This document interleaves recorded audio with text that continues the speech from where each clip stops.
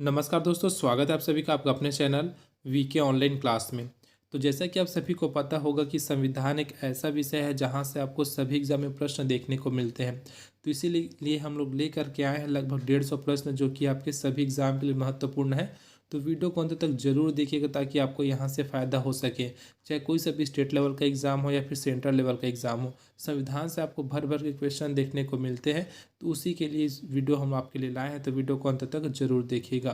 तो चलिए दोस्तों, वीरेंद्र की वीडियो को स्टार्ट करते हैं और बढ़ते हैं आज के हमारे प्रश्नों की ओर।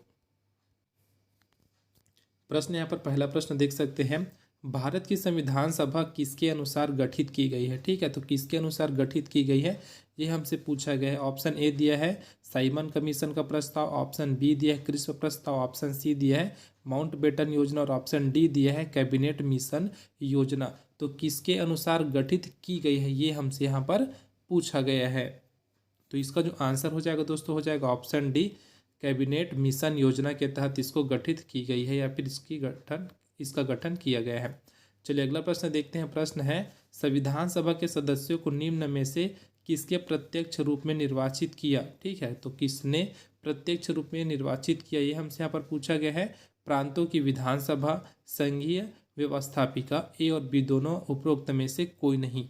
तो इसका जो आंसर हो जाएगा दोस्तों वो हो जाएगा ऑप्शन ए, प्रांतों की विधानसभा। चलिए अगला प्रश्न देखते हैं। प्रश्न है, संविधान सभा की स्थापना कब हुई। देखो क्या बोला है, संविधान सभा बोला है ना, इसकी स्थापना कब हुई ये हमसे यहाँ पर पूछा गया है। तो इसका जो आंसर है दोस्तों हो जाएगा ऑप्शन बी, 9 दिसंबर 1946 को संविधान सभा की स्थापना की गई थी।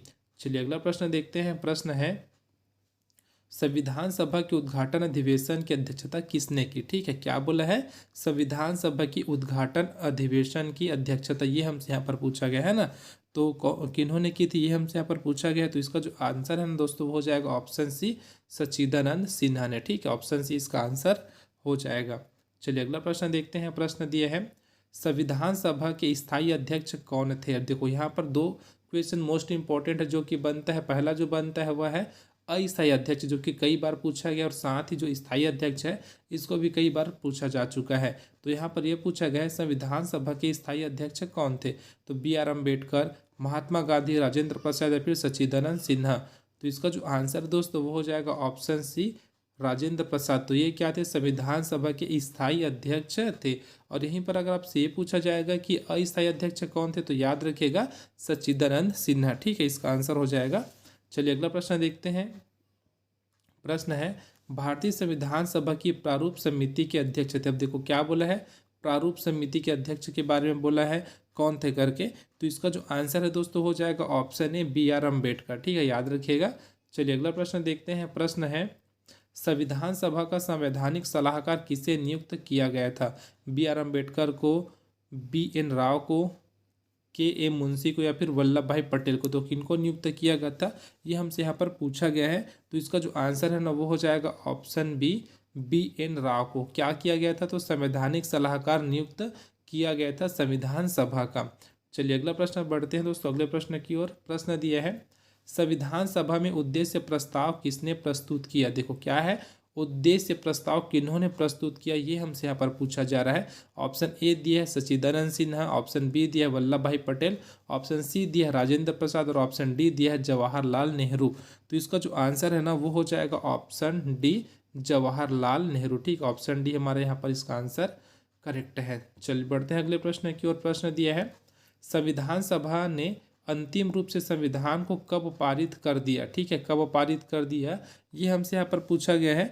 और इसका जो आंसर है दोस्तों वो हो जाएगा ऑप्शन सी, 26 नवंबर 1949। ठीक है, क्या है, अंतिम रूप से संविधान को कब पारित किया गया ये हमसे पूछा गया। तो इसका जो आंसर है ना वो हो जाएगा 26 नवंबर 1949 को। चलिए अगला प्रश्न देखते हैं। प्रश्न दिया है, भारतीय संविधान किस दिन से पूर्णतः लागू हुआ। ठीक है, दोनों में अलग अलग डेट याद रखेगा। कई बार बहुत लोग को इसमें डाउट रहता है। पहला क्या था यहाँ पर देखते हैं, इससे जो पहला प्रश्न था उसमें यह था कि अंतिम रूप से संविधान को कब पारित किया गया है ना। तो क्या इसका आंसर 26 नवंबर 1949, लेकिन यहाँ पर क्या बोला गया है, पूर्णतः लागू हुआ। किस तिथि को पूर्णतः लागू हुआ ये हमसे यहाँ पर पूछा गया है।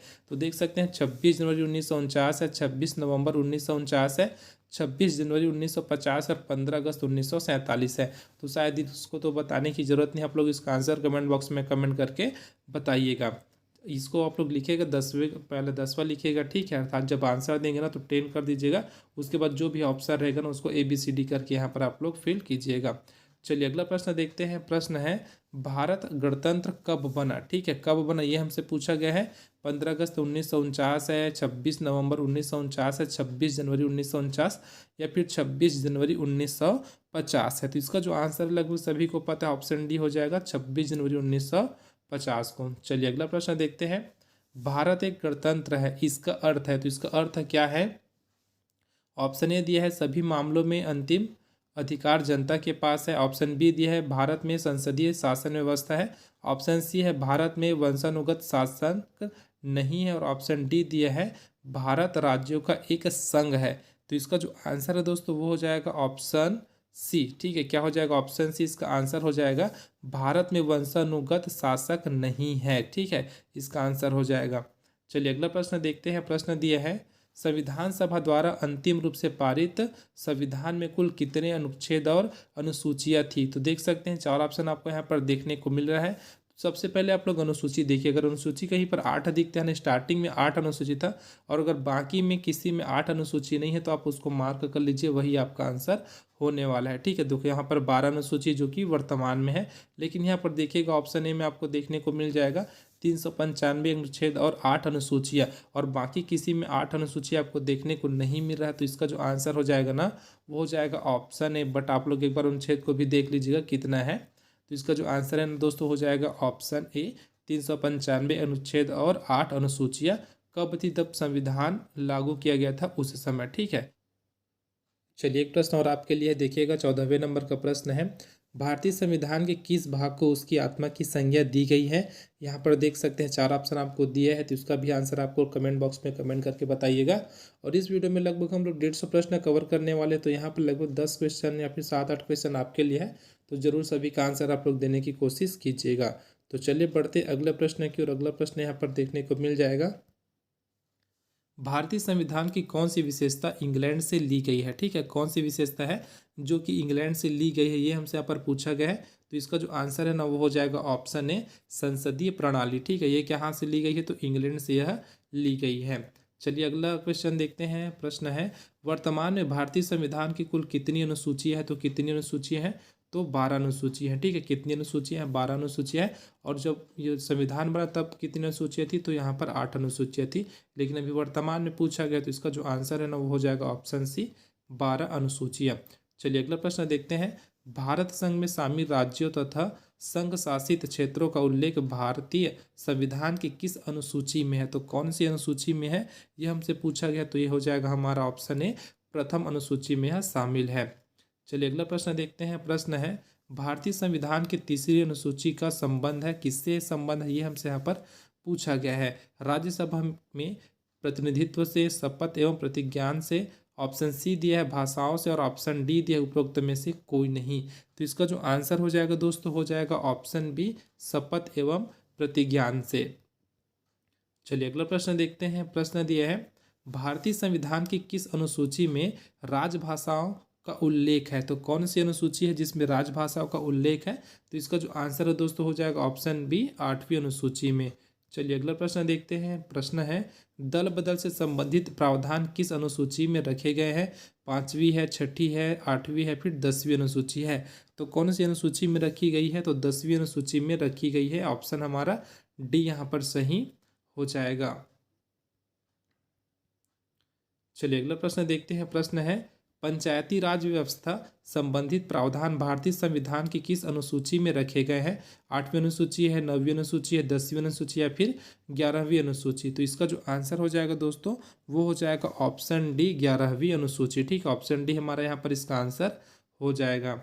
चलिए अगला प्रश्न देखते हैं। भारतीय संविधान के किस अनुच्छेद में यह अंकित है कि भारत अर्थात इंडिया राज्यों का एक संघ होगा।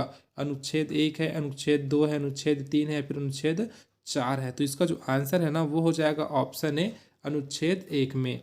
चलिए अगला प्रश्न देखते हैं। प्रश्न है, भारतीय संविधान के किस अनुच्छेद में अंतर्राष्ट्रीय शांति की बात कही गई है? अनुच्छेद 31 से, अनुच्छेद 36 से, अनुच्छेद 38 या फिर अनुच्छेद 51। तो कौन से अनुच्छेद में यह बात कही गई है, ये हमसे यहाँ पर पूछा गया है। और जो इसका आंसर है दोस्तों हो जाएगा ऑप्शन डी, अनुच्छेद 51 में।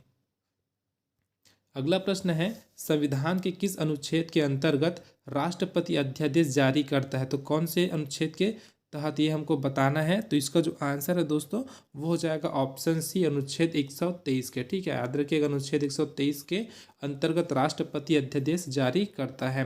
अगला प्रश्न यहीं पर देखते हैं, 25वें नंबर का प्रश्न है, संविधान के किस अनुच्छेद के द्वारा संघ एवं राज्यों के लिए लोक सेवा आयोग का प्रावधान किया गया है?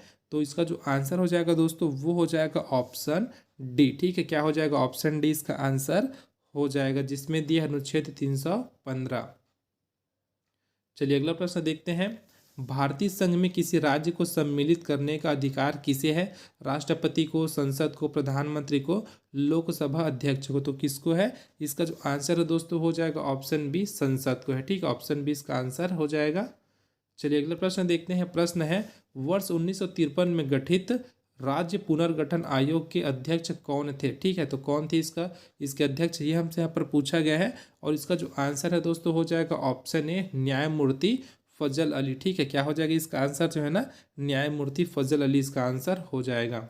अगला प्रश्न यहीं पर देखते हैं, भाषाई आधार पर राज्यों का पुनर्गठन कब किया गया? 1947 ईस्वी में, 1952 में, 1953 में या फिर 1956 में। तो कब किया गया था ये हमसे पर पूछा गया है। और इसका जो आंसर दोस्तों हो जाएगा ऑप्शन सी, 1953 ईस्वी में। चलिए अगला प्रश्न देखते हैं। प्रश्न है, भाषाई आधार पर गठित भारत का प्रथम राज्य था हरियाणा, केरल, तमिलनाडु या फिर आंध्र प्रदेश? ठीक है, भाषाई आधार पर गठित ये हमसे पूछा गया है, भारत का प्रथम राज्य। तो इसका जो आंसर हो जाएगा दोस्तों वो हो जाएगा ऑप्शन डी, आंध्र प्रदेश। ठीक है, इसका आंसर आप लोग अच्छे से याद रखिएगा। चलिए अगला प्रश्न देखते हैं। प्रश्न है, पांडिचेरी को किस वर्ष भारतीय संघ में शामिल किया गया? तो कौन से सन में भारतीय संघ में शामिल किया गया है, ये हमसे यहाँ पर पूछा गया है। और जो इसका आंसर है दोस्तों हो जाएगा ऑप्शन बी, 1959 ईस्वी। ठीक है, याद रखिएगा 1959 ईस्वी इसका आंसर हो जाएगा। चलिए अगला प्रश्न देखते हैं, भारतीय संविधान निम्नलिखित में से कौन सी नागरिकता प्रदान करता है? एकल नागरिकता है, दोहरी नागरिकता है, ए और बी दोनों, इनमें से कोई नहीं। तो भारतीय संविधान कौन सी नागरिकता प्रदान करता है? तो इसका जो आंसर है ना वो हो जाएगा ऑप्शन ए, एकल नागरिकता प्रदान करता है। अगला प्रश्न यहीं पर देखते हैं, भारत की नागरिकता किस प्रकार प्राप्त की जा सकती है? तो किस प्रकार प्राप्त की जा सकती है? जन्म से है, वंशानुक्रम से है, देशीकरण से है या फिर ये सभी? तो इसका जो आंसर है दोस्तों हो जाएगा ऑप्शन डी, ये सभी। अर्थात आप लोग भारत की नागरिकता प्राप्त करना चाहते हैं तो जन्म से प्राप्त कर सकते हैं, वंशानुक्रम से प्राप्त कर सकते हैं और देशीकरण से आप इसको प्राप्त कर सकते हैं। तो इस प्रकार जो इसका आंसर होगा ना वो हो जाएगा ऑप्शन डी। चलिए अगला प्रश्न देखते हैं, भारतीय नागरिकता का अंत किस प्रकार किया जा सकता है? तो किस प्रकार किया जा सकता है भारतीय नागरिकता का अंत? तो इसका जो आंसर है देख सकते हैं, ऑप्शन इसका तो डी होने वाला है, लेकिन पढ़ लेते हैं क्या क्या है। ऑप्शन ए हमारा है नागरिकता का परित्याग करके, ऑप्शन बी दिया है सरकार द्वारा नागरिकता छीनने से, ऑप्शन सी दिया है अन्य देश की नागरिकता ग्रहण करने से। तो इसका जो आंसर है ना वो हो जाएगा उपरोक्त सभी प्रकार से आप लोग भारतीयता की नागरिकता को नष्ट कर सकते हैं, फिर समाप्त कर सकते हैं, आपकी नागरिकता ले ली जाएगी, इस प्रकार से यहाँ पर बोल सकते हैं। चलिए अगला प्रश्न देखते हैं। प्रश्न है, निम्नलिखित में से कौन सी शर्त भारत की नागरिकता प्रदान करने के लिए नहीं है? तो देख सकते हैं चार ऑप्शन आपको यहाँ पर देखने को मिल जाएगा। और जो इसका आंसर है दोस्तों वो हो जाएगा ऑप्शन डी, संपत्ति स्वामित्व। ठीक है, ऑप्शन डी इसका आंसर हो जाएगा।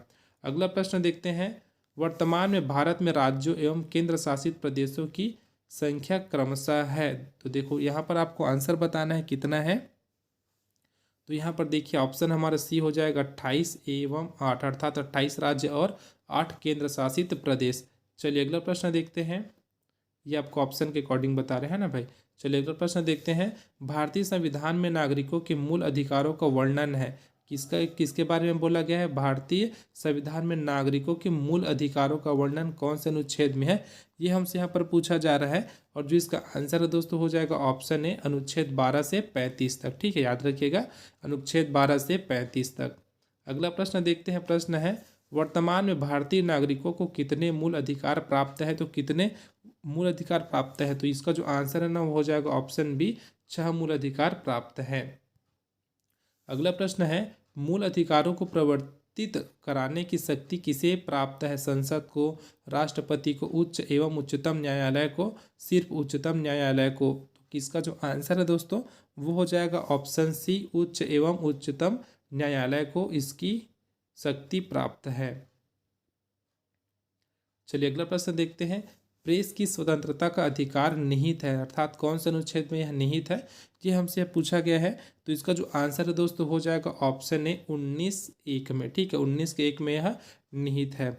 अगला प्रश्न देखते हैं, प्रश्न है, संपत्ति के अधिकार को किस संविधान संशोधन के द्वारा मूल अधिकार से हटा दिया गया है, 42वें, 43वें, 44वें या फिर 46वें संविधान संशोधन के द्वारा इसको हटाया गया है। तो इसका जो आंसर है दोस्तों वो हो जाएगा ऑप्शन सी, 44वें संविधान संशोधन के द्वारा जो संपत्ति के अधिकार है ना उसको मूल अधिकार से हटा दिया गया है।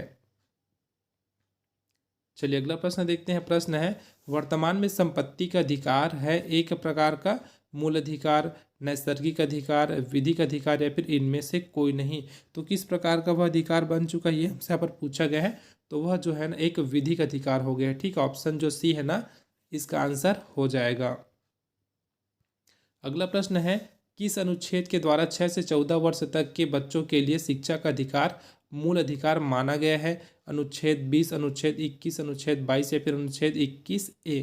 तो इसका जो आंसर हो जाएगा दोस्तों वो हो जाएगा ऑप्शन डी, अनुच्छेद 21(a). ठीक है, इसका जो आंसर है वो हो जाएगा। चलिए अगला प्रश्न देखते हैं, व्यक्तिगत स्वतंत्रता के लिए निम्नलिखित में से कौन सी रिट याचिका दायर की जा सकती है। ठीक है, तो देख सकते हैं 4 ऑप्शन आपको यहाँ पर देखने को मिलेगा और इसका जो आंसर हो जाएगा दोस्तों वो हो जाएगा ऑप्शन बी। ठीक है, कौन सा हो जाएगा ऑप्शन बी, इसका आंसर हो जाएगा हेबियस कार्पस। ठीक है, जिसको हम लोग बोल सकते हैं बंदी प्रत्यक्षीकरण। अगला प्रश्न देखते हैं, प्रश्न है, मत देने का अधिकार होता है तो राजनीतिक अधिकार है, नागरिक अधिकार है, आर्थिक अधिकार या फिर कानूनी अधिकार है। तो क्या होता है, जो मत देने का अधिकार होता है ना वह होता है आपका राजनीतिक अधिकार। ठीक है, ऑप्शन हमारा ए यहाँ पर सही हो जाएगा।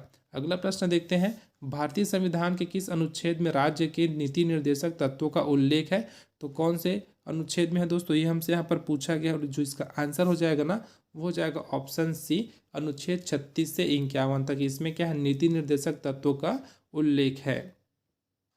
चलिए अगला प्रश्न देखते हैं, संविधान में कल्याणकारी राज्य की अवधारणा किसमें निहित है। तो प्रस्तावना में निहित है, मूल अधिकार में निहित है, नीति निर्देशक तत्व में है या फिर मूल कर्तव्य में है। तो इसका जो आंसर हो जाएगा दोस्तों वो हो जाएगा ऑप्शन सी, नीति निर्देशक तत्व में यह निहित है। ठीक है, ऑप्शन सी इसका आंसर हो जाएगा। अगला प्रश्न देखते हैं, प्रश्न है, नीति निर्देशक सिद्धांत है वाद योग्य, वाद योग्य नहीं, अंशतः वाद योग्य, इनमें से कोई नहीं। तो किस प्रकार से है, तो इसका जो आंसर है ना वो हो जाएगा ऑप्शन बी, वाद योग्य नहीं। अगला प्रश्न देखते हैं, अगला प्रश्न है, भारतीय नागरिकों के लिए एक समान सिविल संहिता का उल्लेख किस अनुच्छेद में है, 40 में है, 42 में है, 43 में है या फिर 44 में है। तो इसका जो आंसर हो जाएगा दोस्तों वो हो जाएगा ऑप्शन डी। ठीक है, ऑप्शन डी इसका आंसर हो जाएगा 44वें अनुच्छेद में। चलिए अगला प्रश्न देखते हैं, भारत के किस राज्य में समान नागरिकता संहिता लागू है, हरियाणा है, बिहार है, गोवा है, फिर कर्नाटक है। तो इसका जो आंसर हो जाएगा दोस्तों वो हो जाएगा ऑप्शन सी, गोवा में। ठीक है, इसका आंसर हो जाएगा। अगला प्रश्न देखते हैं, प्रश्न है, राज्य की नीति निर्देशक सिद्धांत के अनुसार किस आयु के बच्चों को निःशुल्क एवं अनिवार्य शिक्षा देने की आशा की जाती है, 14 वर्ष, 16 वर्ष, 8 वर्ष या फिर 12 वर्ष।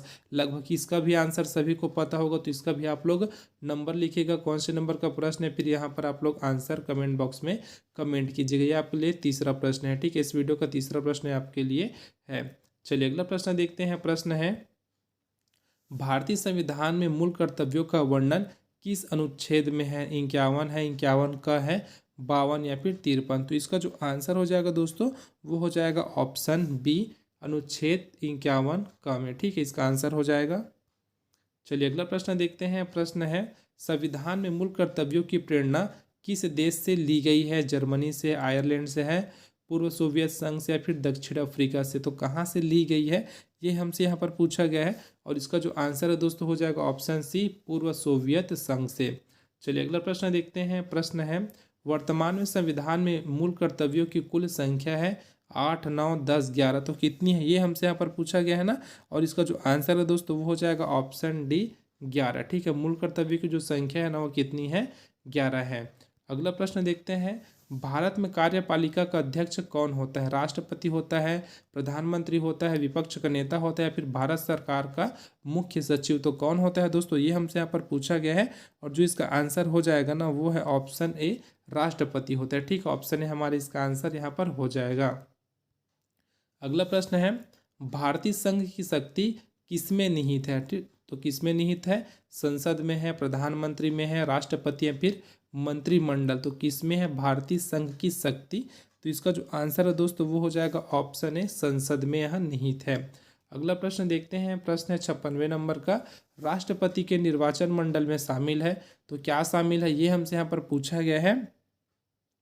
तो ऑप्शन ए दिया है, संसद के दोनों सदनों के सदस्य तथा राज्यों की विधानसभाओं में निर्वाचित सदस्य। ऑप्शन बी दिया है, संसद के दोनों सदनों के निर्वाचित सदस्य तथा राज्यों की विधानसभाओं एवं विधान परिषदों के निर्वाचित सदस्य। ऑप्शन सी दिया है, संसद के दोनों सदनों के निर्वाचित सदस्य तथा राज्यों की विधानसभाओं के निर्वाचित सदस्य। और उसके बाद दिया है, संसद के दोनों सदनों के निर्वाचित सदस्य। तो ये हमसे पूछा क्या गया था, राष्ट्रपति के निर्वाचन मंडल में शामिल है, ये हमसे यहाँ पर पूछा गया था। तो इसका जो आंसर है ना वो हो जाएगा ऑप्शन सी। चलिए अगला प्रश्न देखते हैं। राष्ट्रपति पद के चुनाव संबंधी विवाद किसे निर्देशित किया जाता है? तो किनको निर्देशित किया जाता है? तो इसका जो आंसर है दोस्तों हो जाएगा ऑप्शन डी, उच्चतम न्यायालय को। अगला प्रश्न देखते हैं। प्रश्न है, राष्ट्रपति पद के निर्वाचन हेतु कौन सी पद्धति अपनाई जाती है? तो कौन सी पद्धति अपनाई जाती है? तो इसका जो आंसर है ना वो हो जाएगा ऑप्शन डी, उपरोक्त सभी। तो देखते हैं कौन कौन सी है।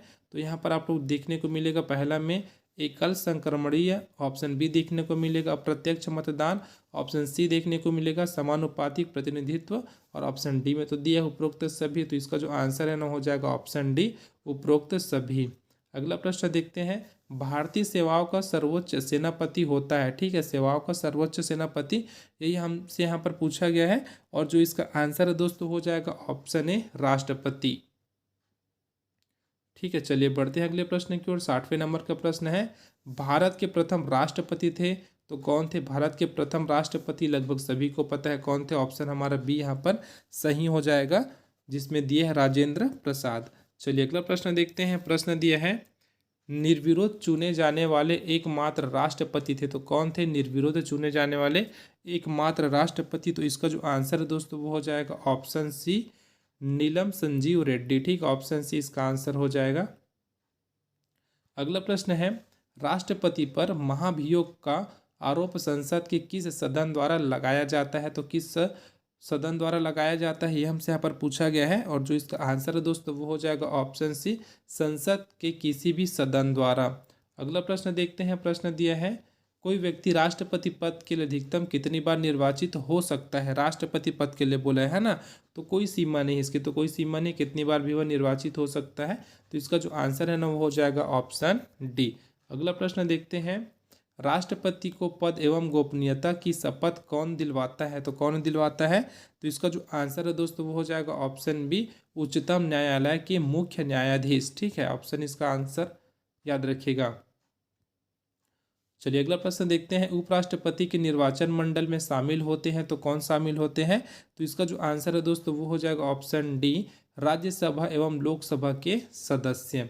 अगला प्रश्न देखते हैं। प्रश्न है, भारत के उपराष्ट्रपति को पद से कौन हटा सकता है? ठीक है, तो कौन हटा सकता है? उपराष्ट्रपति को बोला गया है ना भाई, तो उसको पद से कौन हटा सकता है ये हमसे यहाँ पर पूछा गया है। तो इसका जो आंसर है दोस्तों वो हो जाएगा ऑप्शन सी, लोकसभा की सम्मति से राज्यसभा। ठीक है, तो इसका जो आंसर है ना वो हो जाएगा अपने पास ऑप्शन सी। चलिए अगला प्रश्न देखते हैं। प्रश्न है, राज्यसभा की बैठकों का सभापति तो कौन करता है? कौन करता है हमसे पूछा गया, सभापतित्व। तो इसका जो आंसर हो जाएगा दोस्तों वो हो जाएगा ऑप्शन बी, उपराष्ट्रपति। ठीक है, इसका जो आंसर हो जाएगा वो हो जाएगा ऑप्शन बी, उपराष्ट्रपति। चलिए अगला प्रश्न देखते हैं। प्रश्न है, किस एकमात्र उपराष्ट्रपति की मृत्यु पद पर आसीन रहते हुए हुई है। ठीक है, ये हमको बताना है, मतलब एक ऐसे उपराष्ट्रपति का नाम बताना है जो कि अपने कार्यकाल में थे और उसी समय उनकी मृत्यु हुई है। तो यहाँ पर 4 ऑप्शन आपको देखने को मिल रहा है दोस्तों, और जो इसका आंसर है ना वो हो जाएगा ऑप्शन ए कृष्णकांत। ठीक है, ऑप्शन ए हमारे इसका आंसर हो जाएगा। चलिए अगला प्रश्न देखते हैं। अगला प्रश्न है, निम्न में से कौन संसद का स्थायी एवं उच्च सदन है। लोकसभा दिया है, राज्यसभा होता है, ए और बी दोनों, उपरोक्त में से कोई नहीं। तो इसका जो आंसर हो जाएगा ना वो हो जाएगा ऑप्शन बी राज्यसभा। ठीक है, क्या हो जाएगा, इसका जो आंसर है ना वो हो जाएगा ऑप्शन बी राज्यसभा। चलिए अगला प्रश्न देखते हैं। प्रश्न है, राष्ट्रपति द्वारा राज्यसभा में कितने सदस्यों को मनोनीत किया जाता है। 10 है, 11 है, 12 या फिर 14। तो कितने सदस्यों को मनोनीत किया जाता है ये हमसे यहाँ पर पूछा गया है, और जो इसका आंसर हो जाएगा दोस्तों वो हो जाएगा ऑप्शन सी 12 सदस्यों को। ठीक है, ऑप्शन सी इसका आंसर हो जाएगा, 12 सदस्यों को मनोनीत किया जाता है। अगला प्रश्न देखते हैं। यहीं पर प्रश्न है, लोकसभा के लिए प्रथम आम चुनाव कब हुआ था। तो कब हुआ था ये हमसे यहाँ पर पूछा गया है। तो इसका जो आंसर है दोस्तों वो हो जाएगा ऑप्शन बी 1952 में। ठीक है, ऑप्शन बी इसका आंसर हो जाएगा। एक प्रश्न यहाँ पर छूट गया, उसको कवर कर लेते हैं। 71वें नंबर का प्रश्न यहाँ पर छूटा था। तो चलिए, प्रश्न में दिया है, राज्यसभा में किस राज्य के प्रतिनिधियों की संख्या सर्वाधिक है। बिहार है, तमिलनाडु है, मध्य प्रदेश या फिर उत्तर प्रदेश। तो कौन से राज्य की, तो इसका जो आंसर हो जाएगा दोस्तों वो हो जाएगा अपने पास ऑप्शन डी उत्तर प्रदेश। ठीक है, ऑप्शन डी इसका आंसर हो जाएगा। चलिए अगला प्रश्न देखते हैं। 73वें नंबर का प्रश्न है, क्योंकि 72वें नंबर का प्रश्न कवर कर चुके हैं। तो यहाँ पर आपको देखने को मिलेगा, लोकसभा का चुनाव लड़ने के इच्छुक व्यक्ति की न्यूनतम आयु होनी चाहिए। देखो क्या बोला है, लोकसभा के लिए बोला है ना, तो इसका जो न्यूनतम आयु होना चाहिए वो कितना है ये हमसे यहाँ पर पूछा गया है। तो इसका जो आंसर है दोस्तों हो जाएगा ऑप्शन सी 25 वर्ष। ठीक है, इसका आंसर ऑप्शन सी हो जाएगा। अगला प्रश्न देखते हैं। प्रश्न है, कौन सा राज्य सबसे अधिक प्रतिनिधि लोकसभा में भेजता है। तो देख सकते हैं 4 ऑप्शन दिया है, उत्तर प्रदेश है, बिहार है, पश्चिम बंगाल है और आंध्र प्रदेश है। तो इसका जो आंसर हो जाएगा ना वो हो जाएगा ऑप्शन ए उत्तर प्रदेश। चलिए अगला प्रश्न देखते हैं। प्रश्न है, लोकसभा एवं राज्यसभा के 2 अधिवेशनों के बीच अधिकतम कितने समय का अंतर होना चाहिए। 3 महीने का, 6 महीने का, 8 महीने का या फिर 9 महीने का। तो कितने का अंतर होना चाहिए, तो 6 महीने का अंतर होना चाहिए। ठीक है, ऑप्शन बी हमारा यहाँ पर सही हो जाएगा। चलिए अगला प्रश्न देखते हैं। प्रश्न है, कोई विधेयक धन विधेयक है, इसका निर्णय कौन लेता है। तो यहाँ पर देख सकते हैं 4 ऑप्शन दिया है। ऑप्शन ए दिया है प्रधानमंत्री, ऑप्शन बी दिया है लोकसभा का महासचिव, ऑप्शन सी दिया है राष्ट्रपति और ऑप्शन डी दिया है लोकसभा अध्यक्ष। तो इसका जो आंसर हो जाएगा दोस्तों वो हो जाएगा ऑप्शन डी लोकसभा अध्यक्ष। चलिए अगला प्रश्न देखते हैं। प्रश्न है, संसद के संयुक्त अधिवेशन को कौन बुलाता है। राष्ट्रपति है, प्रधानमंत्री है, लोकसभा अध्यक्ष या फिर विपक्ष का नेता। तो इसका जो आंसर हो जाएगा वो हो जाएगा ऑप्शन ए राष्ट्रपति। ठीक है, चलिए बढ़ते हैं अगले प्रश्न की ओर।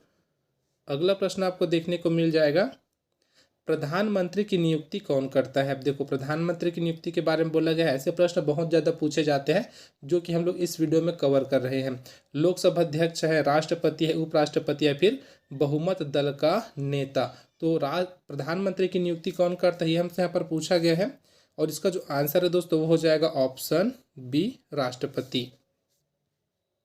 चलिए अगला प्रश्न देखते हैं। प्रश्न है, स्वतंत्र भारत के प्रथम प्रधानमंत्री थे तो कौन थे। यहाँ पर देख सकते हैं लगभग सभी को इसका आंसर पता है, तो इसका भी आंसर आप लोग कमेंट बॉक्स में कमेंट करके बताइएगा।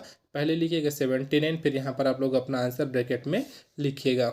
चलिए बढ़ते हैं अगले प्रश्न की ओर। प्रश्न है, प्रधानमंत्री या कोई मंत्री जो संसद के किसी सदन का सदस्य नहीं है, उसे मंत्री पद पर बने रहने के लिए कितने दिनों के अंदर संसद का सदस्य बनना आवश्यक है।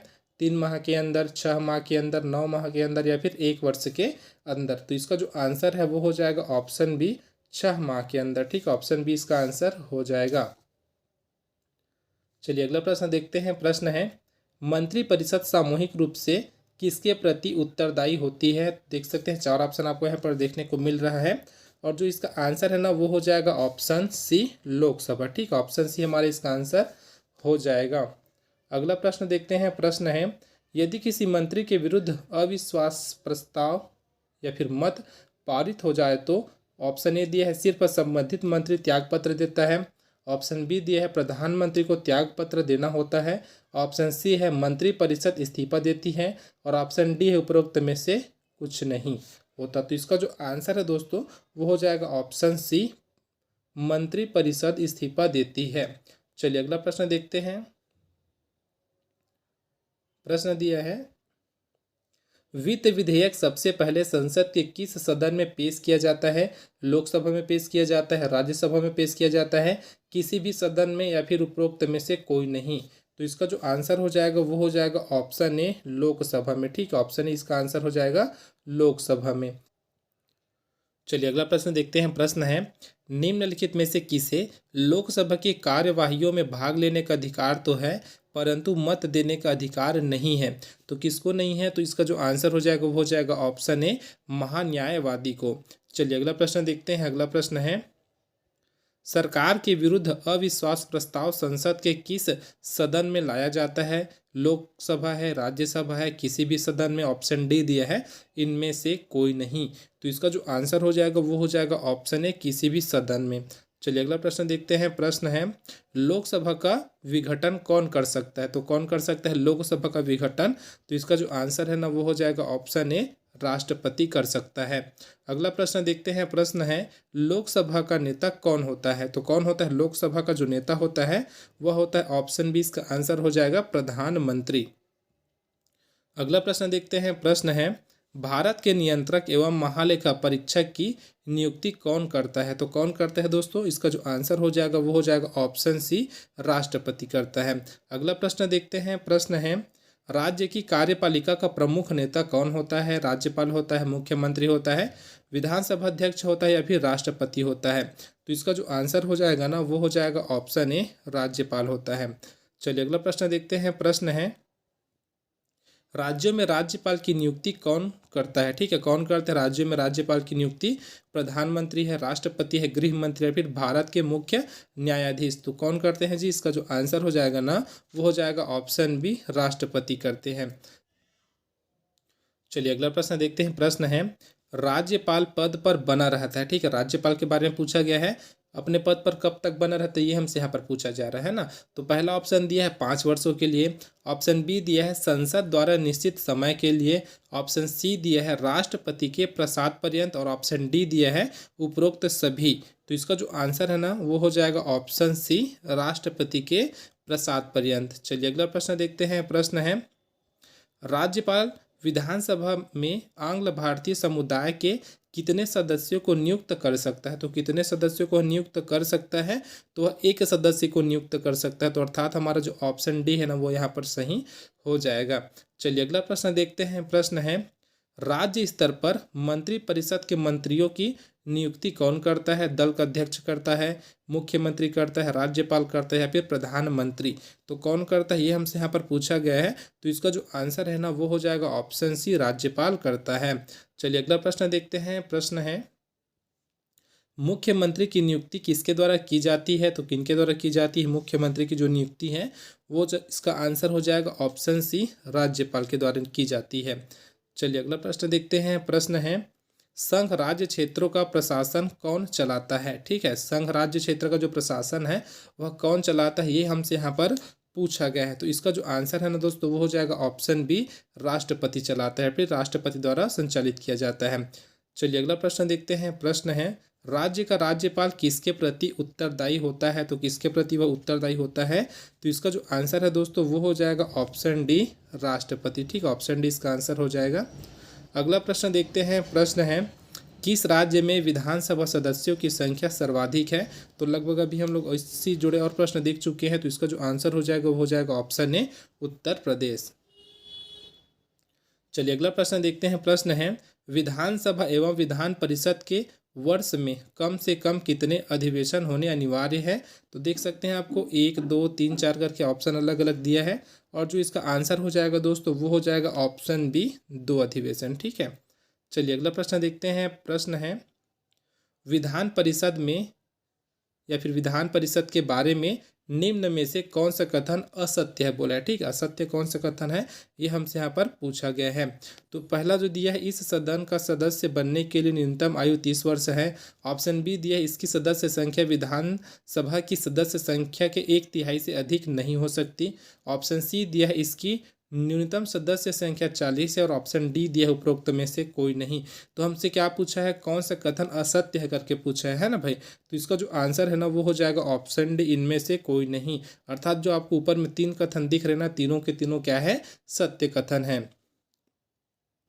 चलिए अगला प्रश्न देखते हैं। संविधान के अनुच्छेद 370 के द्वारा किस राज्य को विशेष राज्य का दर्जा प्राप्त है। ठीक है, प्राप्त था बोल सकते हैं भाई, है ना। तो इसका जो आंसर है ना लगभग सभी को पता है। इसका आंसर आप लोग कमेंट बॉक्स में कमेंट करके बताइएगा।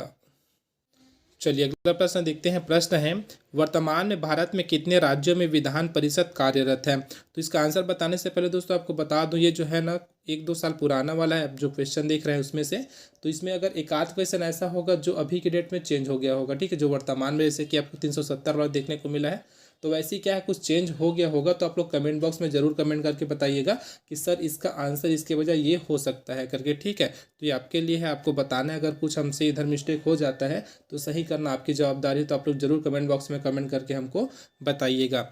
चलिए अगला प्रश्न देखते हैं। जो प्रश्न है वो है, वर्तमान में भारत में कितने राज्यों में विधान परिषद कार्यरत है। देख सकते हैं 3, 5, 6 और 7 दिया है। तो इसका जो आंसर है ना वो हो जाएगा ऑप्शन सी 6। ठीक है, ऑप्शन सी इसका आंसर हो जाएगा। चलिए अगला प्रश्न देखते हैं। प्रश्न दिया है, राष्ट्रीय विकास परिषद की बैठक में राज्य का प्रतिनिधित्व कौन करता है। मुख्यमंत्री है, राज्यपाल है, कैबिनेट सचिव है या फिर विधानसभा अध्यक्ष है। तो कौन करता है दोस्तों। तो इसका जो आंसर है ना वो हो जाएगा ऑप्शन ए, मुख्यमंत्री। चलिए अगला प्रश्न देखते हैं। प्रश्न है, राज्य का प्रथम विधि अधिकारी कौन होता है। महान्यायवादी होता है या फिर उच्च न्यायालय का मुख्य न्यायाधीश होता है, महाधिवक्ता होता है, उपरोक्त में से कोई नहीं। तो कौन होता है दोस्तों। तो इसका जो आंसर है ना वो हो जाएगा ऑप्शन सी, महाधिवक्ता। चलिए अगला प्रश्न देखते हैं। प्रश्न है, भारत के सर्वोच्च न्यायालय में मुख्य न्यायाधीश समेत न्यायाधीशों की कुल संख्या है 24, 25, 31 या फिर 34। तो कितनी है दोस्तों। तो इसका जो आंसर है ना वो हो जाएगा ऑप्शन डी, 34। चलिए अगला प्रश्न देखते हैं। प्रश्न है, सर्वोच्च न्यायालय के मुख्य न्यायाधीश की नियुक्ति कौन करता है, किनके द्वारा किया जाता है। राष्ट्रपति है, प्रधानमंत्री है, मंत्रिपरिषद है या फिर संसद है। तो किनके द्वारा किया जाता है। तो इसका जो आंसर है ना वो हो जाएगा ऑप्शन ए, राष्ट्रपति के द्वारा। चलिए अगला प्रश्न देखते हैं। भारत के सर्वोच्च न्यायालय का न्यायाधीश कितनी आयु तक अपने पद पर बना रह सकता है। 60 वर्ष है, 62 वर्ष है, 64 या फिर 65 वर्ष तक। तो इसका जो आंसर है ना वो हो जाएगा ऑप्शन डी, 65 वर्ष तक अपनी पद पर वह बना रह सकता है। चलिए अगला प्रश्न देखते हैं दोस्तों। प्रश्न है, सर्वोच्च न्यायालय के प्रथम मुख्य न्यायाधीश कौन थे। तो इसका हमको आंसर बताना है। इसका जो आंसर है ना वो हो जाएगा ऑप्शन बी, H.J. कानिया। ठीक है, ऑप्शन बी इसका आंसर हो जाएगा। अगला प्रश्न है, संविधान की व्याख्या करने का, ठीक है, संविधान की व्याख्या करने का अंतिम अधिकार किसे प्राप्त है। तो किनको प्राप्त है। तो इसका जो आंसर है दोस्तों वो हो जाएगा ऑप्शन सी, सर्वोच्च न्यायालय को प्राप्त है। तो इसका आंसर हो जाएगा ऑप्शन सी। अगला प्रश्न देखते हैं। प्रश्न है, सर्वोच्च न्यायालय की पहली महिला न्यायाधीश थी। तो कौन थी दोस्तों, यहाँ पर ये हमसे पूछा गया है। तो इसका जो आंसर है ना वो हो जाएगा ऑप्शन बी, जिसमें दिया है एम फातिमा बीवी। ठीक है, इसका आंसर आप लोग याद रखिएगा। चलिए अगला प्रश्न देखते हैं। प्रश्न दिया है, निम्न में से भारत के किस मुख्य न्यायाधीश ने राष्ट्रपति के रूप में काम किया है। तो देख सकते हैं 4 ऑप्शन आपको यहाँ पर देखने को मिला है। और जो इसका आंसर है दोस्तों वो हो जाएगा ऑप्शन सी, जस्टिस बी के मुखर्जी। ठीक है, इसका आंसर हो जाएगा। चलिए अगला प्रश्न देखते हैं। प्रश्न है, भारत के सर्वोच्च न्यायालय की स्थापना हुई थी तो कब हुई थी, ये हमसे पूछा गया है। सर्वोच्च न्यायालय बोला गया है ना भाई, याद रखिएगा। तो इसका जो आंसर है दोस्तों हो जाएगा ऑप्शन डी, भारत सरकार अधिनियम 1935 द्वारा। चलिए अगला प्रश्न देखते हैं। प्रश्न है, सर्वोच्च न्यायालय के न्यायाधीशों की संख्या में वृद्धि करने की शक्ति किसके पास है। तो किनके पास है। राष्ट्रपति के पास है, संसद के पास है, प्रधानमंत्री के पास है, फिर विधि मंत्रालय के पास है। तो इसका जो आंसर है दोस्तों हो जाएगा ऑप्शन बी, संसद के पास है। ठीक है, अगला प्रश्न देखते हैं। प्रश्न है, भारत में न्यायपालिका है, स्वतंत्र है, संसद के अधीन है, सामूहिक है या फिर व्यवहारिक है। तो इसका जो आंसर हो जाएगा वो हो जाएगा ऑप्शन ए, स्वतंत्र है। अगला प्रश्न देखते हैं। प्रश्न दिया है भारत में कुल कितने उच्च न्यायालय हैं। तो इसका आंसर आपको कमेंट बॉक्स में कमेंट करके बताना है कि भारत में कुल कितने उच्च न्यायालय हैं, क्योंकि जैसे मैंने वीडियो को स्टार्ट किया था तभी आपको बता दिया था कम से कम 5-7 क्वेश्चन आपके लिए होगा, तो ये आपका लगभग चौथा या पाँचवा क्वेश्चन हो सकता है। तो इसका आंसर आप लोग कमेंट बॉक्स में कमेंट करके बताइएगा। चलिए अगला प्रश्न देखते हैं। प्रश्न है उच्च न्यायालय के मुख्य न्यायाधीश की नियुक्ति कौन करता है। तो इसका जो आंसर है दोस्तों वो हो जाएगा आपका ऑप्शन बी, जिसमें दिया है राष्ट्रपति। अगला प्रश्न देखते हैं दोस्तों। प्रश्न है उच्च न्यायालय के मुख्य या फिर उच्च न्यायालय के न्यायाधीश की आयु तक अपना पद धारण कर सकते हैं, अर्थात किस आयु तक अपना पद धारण कर सकते हैं, किस कहाँ का बोला गया है, तो उच्च न्यायालय का बोला गया है ना भाई। तो देख सकते हैं 58 वर्ष है, 60 वर्ष है, 62 वर्ष है या फिर 65 वर्ष है। तो इसका जो आंसर हो जाएगा ना वो हो जाएगा ऑप्शन सी, 62 वर्ष तक। ठीक है, याद रखिएगा 62। अगला प्रश्न देखते हैं। प्रश्न दिया है उच्च न्यायालय का मुख्य न्यायाधीश अपना त्याग पत्र किसको देता है। तो किनको देता है वो अपना त्याग पत्र। तो इसका जो आंसर है ना वो हो जाएगा ऑप्शन ए, राष्ट्रपति को देता है। अगला प्रश्न देखते हैं उच्च न्यायालय के मुख्य न्यायाधीश के पद पर नियुक्त होने वाली पहली महिला कौन है। ये हमसे यहाँ पर पूछा गया है। तो देख सकते हैं 4 ऑप्शन आपको देखने को मिला है और इसका जो आंसर हो जाएगा दोस्तों वो हो जाएगा आपका ऑप्शन डी, लीला सेठ। ठीक है, इसका आंसर क्या हो जाएगा, ऑप्शन डी हो जाएगा। अगला प्रश्न देखते हैं निम्न में से किस उच्च न्यायालय की आधिकारिकता सर्वाधिक क्षेत्रों पर है या फिर सर्वाधिक क्षेत्रों पर है। ये हमसे बोला गया है गुवाहाटी दिया है, कोलकाता दिया है, पटना दिया है, फिर चेन्नई दिया है। इसका आंसर क्या हो जाएगा दोस्तों। तो इसका जो आंसर है ना वो हो जाएगा ऑप्शन ए, गुवाहाटी। ठीक है, याद रखिएगा ऑप्शन इसका आंसर हो जाएगा। अगला प्रश्न है भारत के संविधान के अंतर्गत कितने प्रकार की आपातकालीन व्यवस्थाएं दी गई है। 1, 2, 3 या फिर इनमें से कोई नहीं। तो कितनी प्रकार की दी गई है। तो इसका जो आंसर है ना वो हो जाएगा ऑप्शन सी, 3 प्रकार की आपातकालीन व्यवस्थाएं दी गई है। चलिए अगला प्रश्न देखते हैं। प्रश्न दिया है संविधान के किस अनुच्छेद के तहत राष्ट्रीय आपातकाल की उद्घोषणा राष्ट्रपति करता है। तो देख सकते हैं कौन सा अनुच्छेद है आपको बताना है। तो इसका जो आंसर हो जाएगा दोस्तों वो हो जाएगा ऑप्शन ए, अनुच्छेद 352। ठीक, ऑप्शन इसका आंसर हमारा हो जाएगा। चलिए अगला प्रश्न देखते हैं। प्रश्न है युद्ध या बाह्य आक्रमण के कारण की गई आपातकाल की घोषणा का संसद द्वारा अनुमोदन होना चाहिए 1 महीने में, 2 महीने में, 3 महीने में या फिर कभी भी। तो इसका जो आंसर हो जाएगा दोस्तों वो हो जाएगा हमारा ऑप्शन ए, 1 महीने में। चलिए अगला प्रश्न देखते हैं। प्रश्न है राष्ट्रीय आपातकाल की घोषणा देश में कभी तक कितने बार हुई है। ठीक है, अभी तक कितने बार हुई है हमसे पूछा गया है। 1 बार, 2 बार, 3 बार या फिर 4 बार। तो कितने बार हुई है। तो इसका जो आंसर है दोस्तों वो हो जाएगा ऑप्शन सी, 3 बार हुई। ठीक, ऑप्शन सी इसका आंसर हो जाएगा। चलिए अगला प्रश्न देखते हैं। प्रश्न दिया है संविधान के किस अनुच्छेद के तहत राज्यों में राष्ट्रपति शासन लगाया जा सकता है। तो देख सकते हैं 4 अनुच्छेद आपको वहाँ पर देखने को मिल रहे हैं और जो इसका आंसर है दोस्तों वो हो जाएगा ऑप्शन बी, अनुच्छेद 356। चलिए अगला प्रश्न देखते हैं। प्रश्न है किसकी सिफारिश पर राज्यों में राष्ट्रपति शासन लगाया जा सकता है। मुख्यमंत्री है, संसद है, प्रधानमंत्री है, संबंधित राज्य का राज्यपाल। तो इसका जो आंसर है दोस्तों वो हो जाएगा ऑप्शन डी, संबंधित राज्य का राज्यपाल। अगला प्रश्न देखते हैं। प्रश्न है किसी राज्य में राष्ट्रपति शासन की प्रारंभिक अवधि कितनी होती है। 1 वर्ष है, 3 माह है, 6 माह या फिर 2 वर्ष। तो कितनी होती है ये हमसे यहाँ पर पूछा गया है। तो 6 माह की होती है। ठीक, ऑप्शन सी हमारे यहाँ पर आंसर हो जाएगा। चलिए अगला प्रश्न देखते हैं। प्रश्न यहाँ पर आप लोग देख सकते हैं दिया है भारत में सर्वप्रथम राष्ट्रपति शासन कहाँ लगाया गया। बिहार दिया है, पंजाब दिया है, जम्मू कश्मीर या फिर महाराष्ट्र। तो इसका जो आंसर हो जाएगा दोस्तों हो जाएगा ऑप्शन बी, पंजाब में लगाया गया था। अगला प्रश्न देखते हैं अभी तक देश में कितनी बार वित्तीय आपात की घोषणा की गई है। 1 बार, 2 बार, 3 बार या फिर 1 बार भी नहीं। तो इसका जो आंसर है ना दोस्तों वो हो जाएगा आपका ऑप्शन डी, 1 बार भी नहीं। अगला प्रश्न देखते हैं। प्रश्न दिया है किस संशोधन के द्वारा संविधान में समाजवादी, धर्मनिरपेक्षता तथा राष्ट्र की एकता एवं अखंडता जैसे शब्द जोड़े गए थे। 42वां संविधान संशोधन है, 44वां है, 52वां है या फिर 61वां है। तो इसका जो आपको आंसर देखने को मिलेगा दोस्तों वो हो जाएगा आपका ऑप्शन ए, 42वां संविधान संशोधन। अगला प्रश्न देखते हैं। प्रश्न दिया है किस संवैधानिक संशोधन द्वारा मताधिकार की आयु 21 वर्ष से घटाकर 18 वर्ष कर दी गई है? तो 72वें है, 73वें है, 61वें या फिर 62वें है? तो इसका जो आंसर है दोस्तों वो हो जाएगा ऑप्शन सी, 61वें संविधान संशोधन के द्वारा। अगला प्रश्न देखते हैं। प्रश्न है, भारतीय संविधान के 73वें संशोधन का संबंध है तो किससे है? नगर पालिका से है, पंचायती राज से है, केंद्र राज्य संबंध से, या फिर काम के अधिकार से है? तो इसका जो आंसर हो जाएगा दोस्तों वो हो जाएगा ऑप्शन बी, पंचायती राज से है। अगला प्रश्न देखते हैं। प्रश्न दिया है, भारतीय संविधान के किस अनुच्छेद के आधार पर संशोधन किया जाता है? तो किस अनुच्छेद के आधार पर संशोधन किया जाता है ये हमसे यहाँ पर पूछा गया है। तो इसका जो आंसर है दोस्तों हो जाएगा ऑप्शन डी, अनुच्छेद 368। ठीक, ऑप्शन डी इसका आंसर हो जाएगा।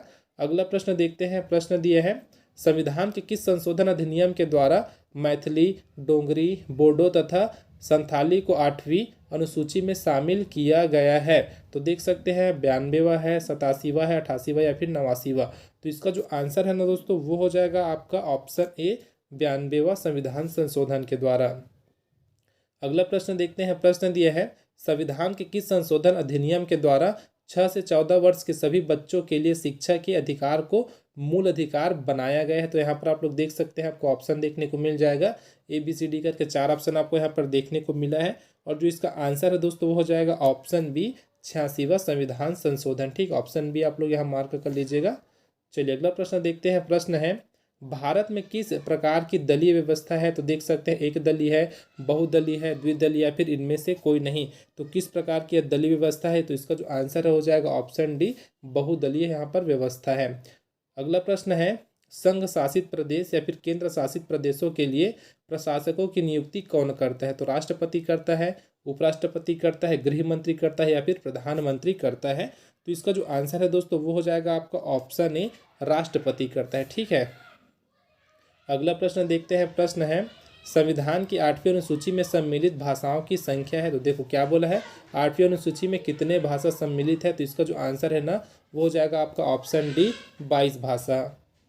तो जो सीटेट का एग्जाम दिलाया आपको देखने को यहाँ पर मिलेगा, 22 भाषा का ऑप्शन आपको दिया रहता है लैंग्वेज के रूप में। तो वही 22 भाषा यहाँ पर हमारे क्या है, 8वीं अनुसूची में सम्मिलित है।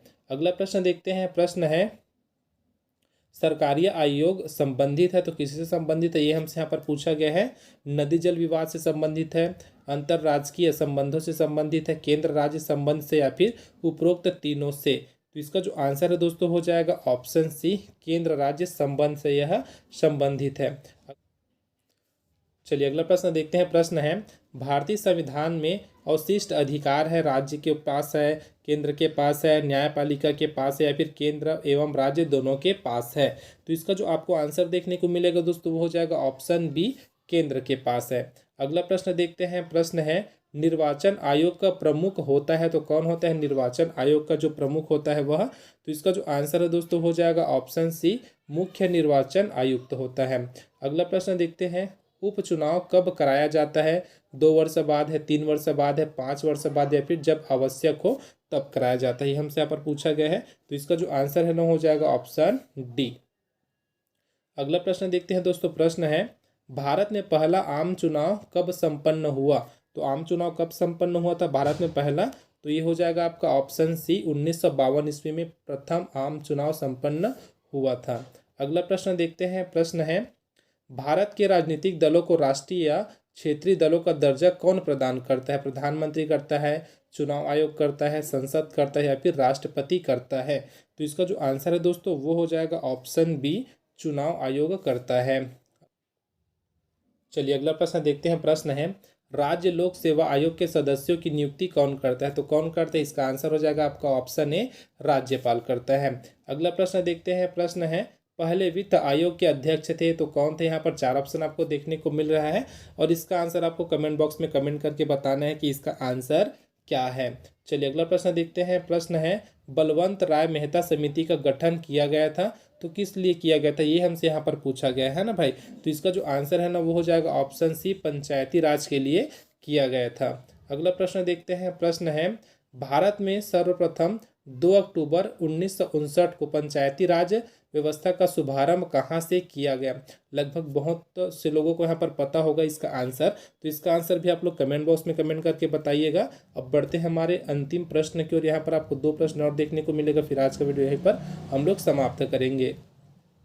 तो प्रश्न यहाँ पर है, निम्नलिखित में से कौन पंचायती राज संस्था नहीं है। तो जिला परिषद है, पंचायत परिषद या फिर ग्राम सभा।